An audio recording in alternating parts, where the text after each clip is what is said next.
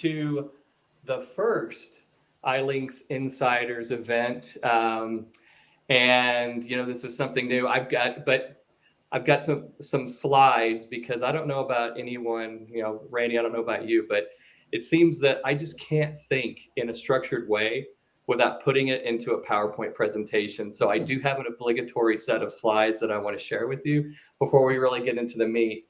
And it also goes over a little bit of the stuff that we're using and why this is all new and what we're doing here. So without further delay, I'm going to share my, let's see, window. I don't want that. I'll just share my screen. Boop, boop, boop. Got it. Randy, can you see that? Yep. All right. Okay. So again, welcome to the first ever ILINX Insiders stream event. For those of you that don't know us, we've got Randy Weekly, our CTO, and demo god, I would say. If you've seen any of our video demos and been a part of it, he's the guy that really knows how to spin a story and weave in all the good technology and explain to you why it's important. And me, I'm just the talker and the MC here as the director of product marketing, but really I'm a product guy at heart. So check out that transition. Before we start, this is something completely new, at least it's something for me. So I'm a little anxious and excited together. We're using a completely new streaming platform. As you know, we're streaming to YouTube. This is a private ILINX user community event.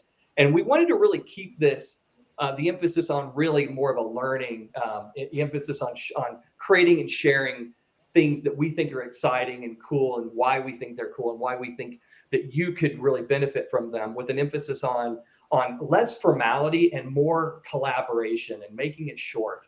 So you probably see that chat screen on your right, my left. We want you to chat, add in some things. We want your participation. Subscribe. So this is something new because it's a function of YouTube and everything. This is our channel. If you subscribe, you're going to get notified of when something is coming up. And we may have some things that we do on a very short notification, maybe a couple of days. So we want you to subscribe there so you'll always be notified. But we'll always post the stuff on our LinkedIn user community as well. We're also recording this, so it'll see the light of day not only on this channel but within our user community, so that you have access to it. If there's something that Randy goes over that you want to revisit, that's your forum. And then the other bit of it is since this is a new technology thing, we might have some bits and some technical difficulties. One of the things I noticed is there's a slight delay between what Randy and I are talking about and what you're going to get on the YouTube stream, kind of like any other broadcast. So just that stuff, that's the stuff out of the way. So let's talk about today's topic. Everybody's talking about low code, no code. And the reality is that while there's software out there that basically talk about, position themselves in a category, low code or no code is really an attribute of really well-designed software, because ultimately we don't want everyone to have to be developers to do stuff. We want to leave that open because you need to have it extensible. But the idea of today's modern needs are that, it's all about being able to put stuff together. So we're going to provide some examples of, around how we add value, in this case to the Microsoft stack and vice versa. So how, it's all about composability. You'll hear that word in your readings and in the analyst reports and things like that. Challenges you face. So this is a little bit about why I always like to present, why does this matter? What's in it for me? And you already touched upon it. The reality is, you've got all sorts of needs when it comes to improving processes, and that shouldn't always require tapping into very, very overworked IT staff, or require you to bring forward development skills, which means it carries with it complexity.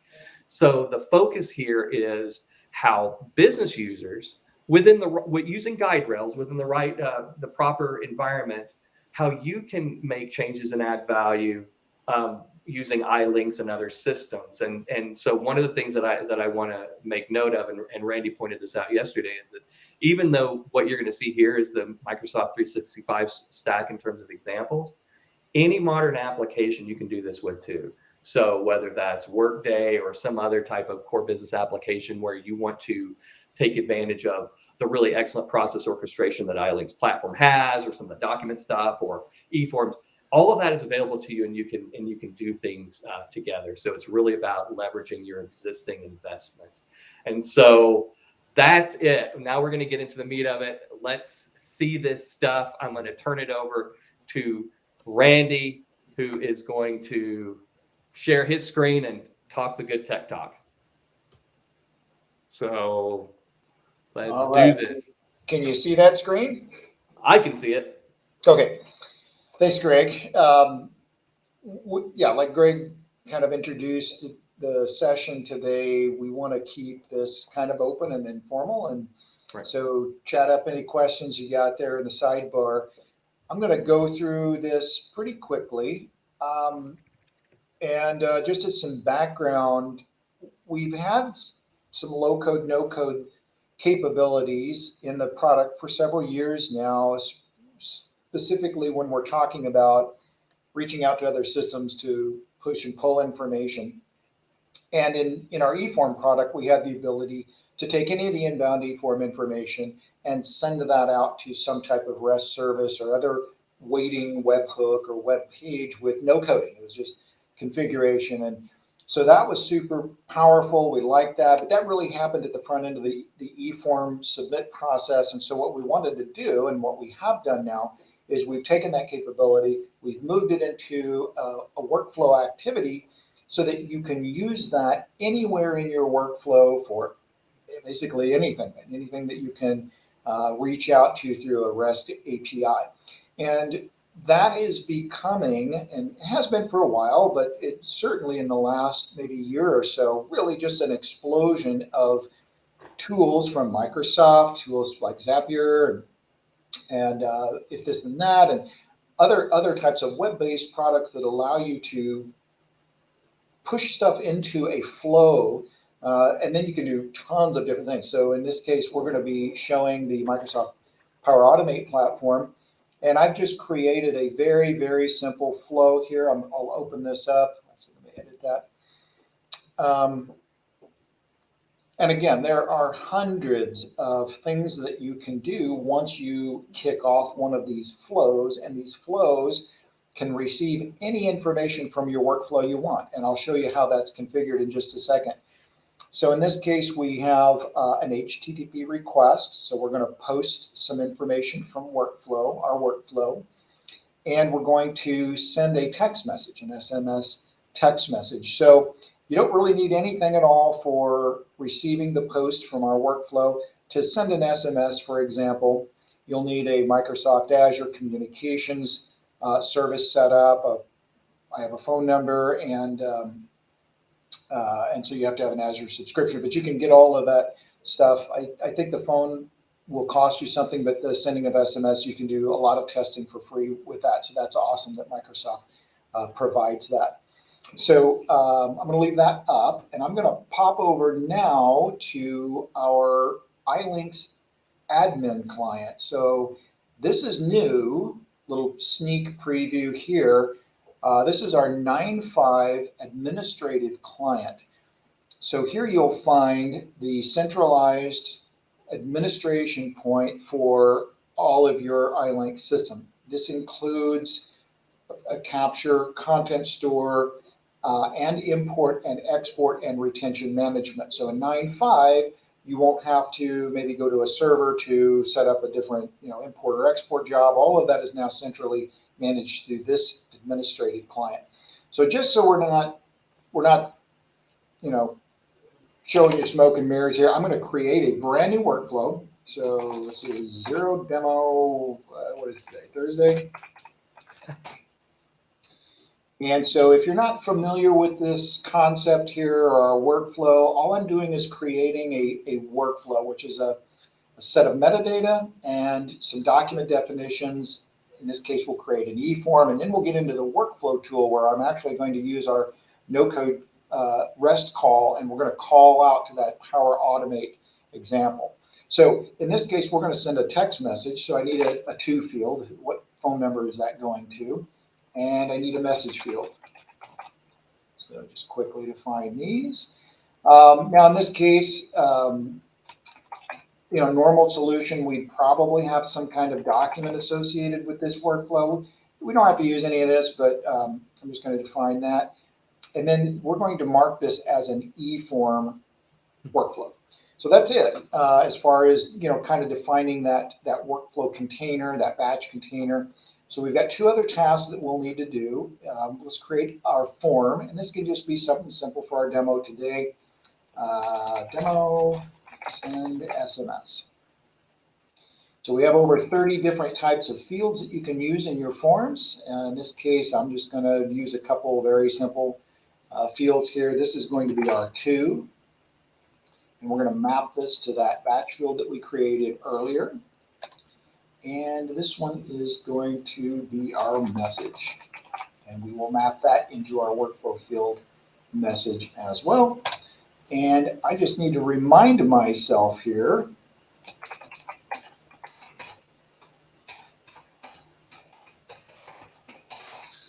so this when you're sending through the Azure communication services, you need to use the country code. So I forgot that yesterday when I was testing this and didn't figure out why it wouldn't work. And I'm like, that's right. Okay, so our e-form is done. And again, it's just super simple e-form. Now let's go check out that workflow. So when you open up the workflow design tool, it's empty at first. And we're just going to go grab this new, for 9.5, the call REST service. And I can configure this however I want to make it nice and lined up and all that. And we typically just throw a human queue in here just so we can kind of look at things as they're done processing. So we can rename this call SMS, and we'll go configure this. So this is all it takes to reach out to that Power Automate environment and kick off that flow. So if we come back over here to our flow, oops, I'm sorry, edit that again. For our first step is this HTTP receipt, and we just need to copy that URL because that's where we're going to send this information. And we'll paste it right there. We're going to do a post. We don't need authentication. It's baked right in. We've got some HTTP headers. This is kind of the just exchange, what type of information we're exchanging with that back end. And then we can send a key value pair. So this kind of depends on what your endpoint is expecting. In this case, we're just going to send some raw JSON. So I actually have this already. It's super simple, but I already have it in a little cheater window over here. And so this syntax allows me to specify any names for this information that the other side might be expecting. And I define that to be to and message. And then you'll see these little curly brackets here. We've got a note down here. Throughout our ILINX product, we have a number of places where you can use what we call merge tags. And we will, at evaluation time, we'll replace that with the value of that particular batch field or workflow variable or document field or whatever it is. In this case, we're going to take the information that's coming from our e-form for the to field, and we'll assign it to this to parameter, and same with the message. And we're done. That's it. I'm going to save and publish this. And fingers crossed here. Let's hop over to our Engage client. So this is our end user. This is our Flex client, our end user client. And we're going to drop down the Z forms. Here's our demo Thursday form that we just created. It uses kind of the ugly default theme, which you can go in through our theme editor and make this really cool and pretty and make it match your environment. We've got that little pop-up thing that I had to remind myself, and actually that's my phone number that's cached for my previous form filling. And then Thursday demo. And I'm going to submit this. So in just a second, I would expect my phone to ding, and there it is. And there's the, I don't know if you can see that, but says hi from Thursday demo. So we got our, our note. And in fact, if we come over back to our Power Automate environment, we're going to see 672 milliseconds ago, we had a successful execution of our send SMS flow. So that's really it. That's all it takes to send information up into the Power Automate environment. So I wanted to throw out just a couple little kind of fun things. We're going to go back into our workflow. I'm going to drag this down.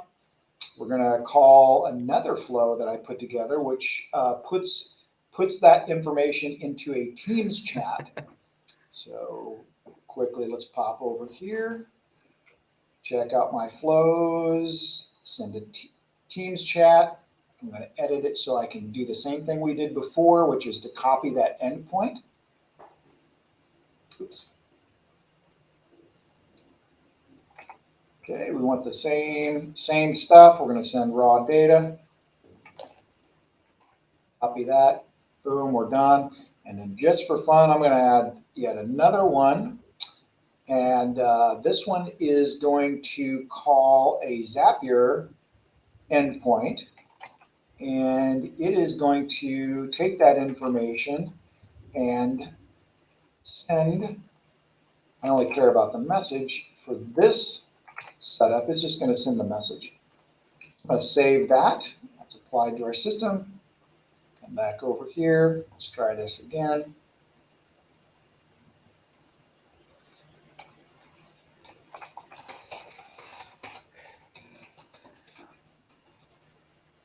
Hit submit. Everything works correctly. I'll get a little ding. There's the ding. And if we pull up the Teams chat over here, we've got the message that came through in Teams. And then in just a second, my Zapier flow sent that message information to me in an email from my Google account. And so this is what came from Zapier. So you can see it is really easy within the system to use this new service to reach out to other systems. And what's exciting too is some of these systems that we're reaching out to have very sophisticated APIs, and they're sophisticated enough that a simple little no-code solution like this probably isn't going to give you the full integration capability you want. But by using a Power Automate, they have these very robust communities, vendor communities, package connector sets that you can use to do these fairly sophisticated types of integration without coding. In fact, one of the other Zapier flows I put together actually logged into my Salesforce account and added a user into a campaign, a sales marketing campaign. So it's just like I feel like a kid in a candy store when I go into these solutions, and the fact that we can feed it with our real business information and stuff that's in the workflow, sending documents even, and putting that information into a Power Automate flow. If you want to share that, and for years we've been able to send information into a database up in Power Automate, and then use that for Power BI or pushing downstream into other applications. So I hope that kind of resonated and get you a little excited about some of this low code, no code stuff that you'll be able to do in 9.5. And if you got any questions, we're happy to answer those. I'm going to turn this back over if I can figure this out to you. Yeah. So, all I saw there was just copy and paste, and it provides some of the logic that you have to do to pop in there. It was funny. Marty and I were doing a webinar yesterday where we were talking about, multi-channel and customer experience and whatnot. And I just saw a perfect example of how, a couple of workflow items could send messages to Teams, email, and text all at the same time. And I got it here too, which was pretty cool. So as it popped up there, so it's really immediate. So this is it's like we're bringing the mashup. Remember, mashups were all the rage, and they were talking Oh about yeah, that a few man. years ago, but they weren't really approachable from a developer standpoint. So we're entering in this new age of all of these more, communities, like what you said, of people that build these different integrations and different processes that we can tap into, and ILINX can add a lot of value, and can add a lot of value to ILINX. Yeah, so that's hugely exciting. If anybody's seeing this, if you don't ask questions right now, post them to the user community or reach out to Randy or me, and we'll start a conversation, because this should just start just the ideation of what types of opportunities, like you said, Salesforce, anything where you can add, you can take ILINX eForms and document stored in ILINX and the processes and do that. So that's super slick. All right, well, that's it for today. As you can see here, we're keeping true to our word, and it was 20 minutes, hugely digestible. You're going to find this video on the community in a little bit. And for those of you that are joining that haven't joined yet into our community, sign up. This is just the first of many things. Randy and I were just talking right before this that we want to talk more about and share with you some ideas on what we're using or what we're thinking about in terms of AI. And later today, you're going to see an article posted in the user community about some stuff regarding AI and different types of things. So a lot of exciting things coming around in the pipeline with respect to that, and we want you involved. So again, hey, Randy, thank you very much. He's in Olympia. I'm in Colorado. Have a safe flight back, and we'll see you later. Bye. Right.